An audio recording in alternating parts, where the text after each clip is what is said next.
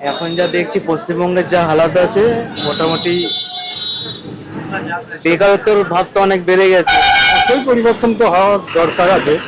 দরকার এই কারণেই বলছি, আমাদের এই যে পরিবহন যাত্রাটা একেবারে শেষ করে দিই, আচ্ছা আচ্ছা। এ নিয়ে বলার কিছু নেই। পরিবহন আম- একদম আমরা খারাপ হয়ে গেছে। আমরা একেবারে রাস্তায় দাঁড়িয়ে আছি। আমাদের কি বলবো, আমাদের ভাষা নেই। অত্যাচার হচ্ছে, এমন অত্যাচার হচ্ছে, মা মাসিদের খুব বাজে জিনিস করছে। মানুষে মানুষে যে ভেদাভেদ রয়েছে না, সেটা রাজনীতি না অন্য কিছু, এটা কাউকে আমি যে বললেও সেটা ঠিক না, বলাটাও ঠিক না। আমরা যদি বাকি স্ট্যাটিস্টিক্স দেখি তো আমরা দেখবো বেঙ্গল সত্যি অনেকটা পিছিয়ে। আদার স্টেটের তুলনায় আমি বলবো অনেকটাই পিছিয়ে। যারা অনেক জায়গায় গেছে, ঘুরেছে, খেয়েছে, থেকেছে, যারা বাইরের ওয়ার্ল্ডটা এক্সপ্লোর করেছে, তারা এই জিনিসটা বুঝতে পারবে। মানুষ তো সবাই বুঝতে পারছে যে টাইপের ওদেরকে আহ আহ, দেওয়া হচ্ছে, বলতে গেলে যে টাইপের ওদের জিনিস দেওয়া হচ্ছে বা সুবিধা দেওয়া হচ্ছে, এগুলো তো স্বাভাবিকত বোঝাই যায়। কোনো রিয়াকশন নেই, যা খুশি যেমন যে তাই করছে। তো বলাই যায় একটা অবসেশন তো মানুষ তো দেখছেই। এটা যারা বুঝতে পারছে তারা তো বলবেই। তাহলে আপনার কি মনে হয় যে 2026-এ দাঁড়িয়ে এই সরকার আর টিকবে? এবং টিকতে পারা উচিত। এটা তো বলা যায় না, কারণ এটা টু বি অনেস্টলি এটা পুরোপুরি মানুষের হাতে, এটা আমার একার হাতে নয়।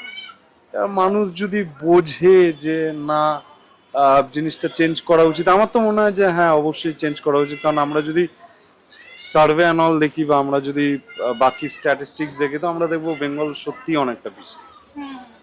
আদার স্টেটের তুলনায় আমি বলবো অনেকটাই পিছিয়ে। যারা অনেক জায়গায় গেছে, ঘুরেছে, খেয়েছে, থেকেছে, যারা বাইরের ওয়ার্ল্ডটা এক্সপ্লোর করেছে, তারা এই জিনিসটা বুঝতে পারবে আমার মনে হয়।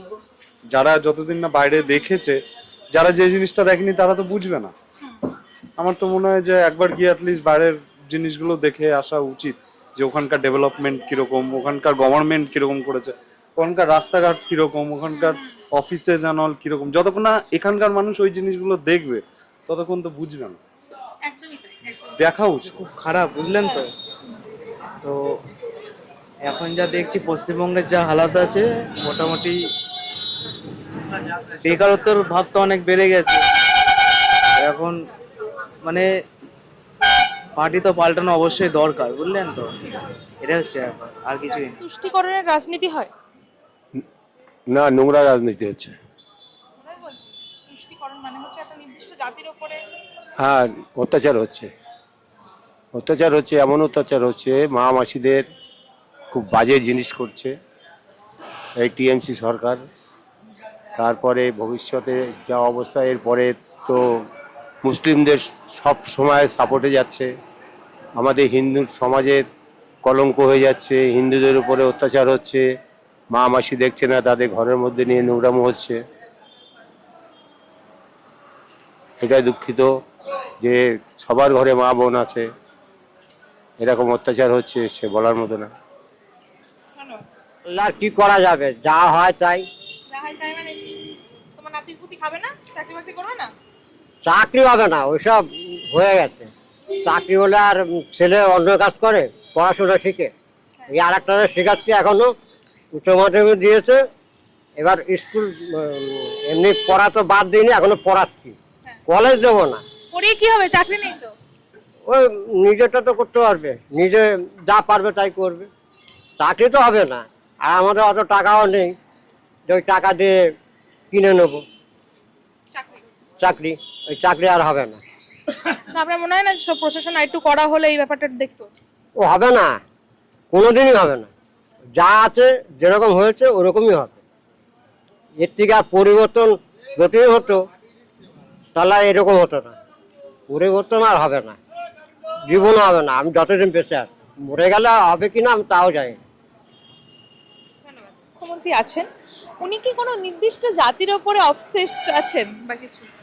না, ওরকম করে কিছু নেই আলাদা জাতি করে। আর সবাই তো আমরা মিলেমিশেই থাকি, তাহলেও না কোথায় যেন একটা সেই আলাদা ভাবটা থেকেই যায়। না, আমি মনে করলেও সবাই সেটা মনে করে না। আলাদা ভাবটা কি আপনার মনে হয় না যে রাজনীতির জন্য হচ্ছে, বা পশ্চিমবঙ্গে যেটা? এটা ঠিক আমি বলবো না, বাট এখন মানুষে মানুষের যে ভেদাভেদ রয়েছে না, সেটা রাজনীতি না অন্য কিছু, এটা কাউকে মানে আমি যে বলবো, বললেও সেটা ঠিক না, বলাটাও ঠিক না। হতে পারে রাজনীতি, হতে পারে কারণ মানুষের নিজের ব্যক্তিগত ব্যাপার, নিজে সেটা পছন্দ করছে না, সে ওই অন্য জাতি পছন্দ করছে না, কারণ আমরা যেটা করছি সেটা অন্য নাও করতে পারে।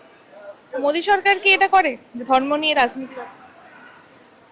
সবাই তো বলছে, এখন আমি নিজের কথা বলবো ওটা সবার কথা বলবো, সেটা আমিও কনফিউজড।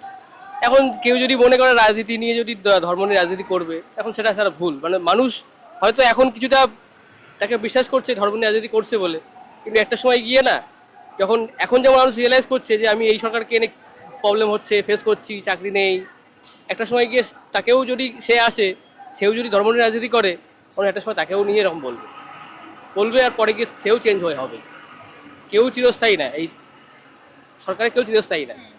মানুষ যাকে পছন্দ করে তাকে দেবে, মানুষ যাকে পছন্দ করে তাকে আবার সরিয়েও দিতে পারে। 2026-এ দাঁড়িয়ে এই সরকার কি আর দরকার? 2026-এ দাঁড়িয়ে চাল চুরি, কয়লা চুরির পরেও দেখুন, চুরির ব্যাপারটা, করাপশন তো আর সেই মানে মিনিস্ট্রি লেভেলে হয় না, করাপশন একটা ইকোসিস্টেম আমার মনে হয়। তো সুতরাং শুধুমাত্র মন্ত্রীদের দোষ দিয়ে কিংবা হায়ারকি যারা আছে তাদেরকে দোষ দিয়ে হয় না, পুরোপুরি ইকোসিস্টেমটা যতক্ষণ না চেঞ্জ হবে ততক্ষণ করাপশন চেঞ্জ হবে না, আমি ব্যক্তিগত মনে করি। পশ্চিমবঙ্গে মানে এই যে বেকারত্ব বাড়ছে, এটার ব্যাপারে হ্যাঁ, বেকার তো বাড়ছে। হ্যাঁ, বেকার 1.5 করে দিচ্ছে, আরো বেকার বেড়ে যাচ্ছে বেশি। মানে যদি আরেকটু মানে আনএমপ্লয়মেন্ট, পশ্চিমবঙ্গ এমপ্লয়মেন্ট এইটা না করে যদি একটা কলকারখানা করে দিত, তাতে কিছু বেকার বাস। মনে হয় মনে হয়। ইন্ডাস্ট্রিজ তো নেই পশ্চিমবঙ্গে। যা কলকারখানা ছিল সব বন্ধ করে বেকার বাড়িয়ে দিচ্ছে।